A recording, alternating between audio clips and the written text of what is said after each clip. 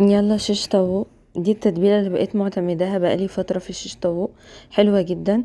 اهم تريكه انك تستخدمه وراك. ممكن تستخدموا صدور عادي بس الوراك بتبقى اطرى. هنا في الكبة هنحط بصلة كبيرة مع 3 فصوص توم.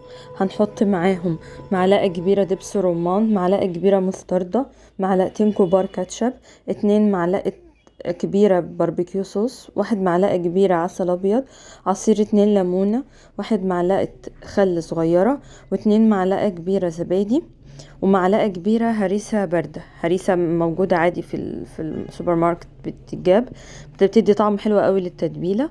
هنحط التوابل معلقة صغيرة فلفل اسود، معلقة صغيرة توم باودر، ومعلقة صغيرة بصل باودر، ومعلقة صغيرة بابريكا مدخنة، ومعلقة صغيرة بهارات اللحمة. هنغطي بقى الوراك بالتتبيله ونسيبها في التلاجة حوالي ساعتين او 3 قبل السوا. بعد كده بقى هنعمل الشيش زي ما احنا بنحب. عادي عايزين تحطوا فيه بصل بس، عايزين تحطوا فلفل بس.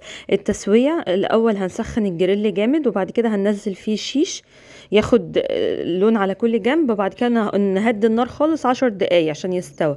10 يعني ربع ساعه بالكتير، ما بيتاخرش عشان ما ينشفش يبقى فيه لسه التتبيله كده ويبقى جوسي وحلو. التتبيله دي حلوه جدا، انا عملتها مع صوص البيج ماك. انا ده منزلاه عندي قبل كده.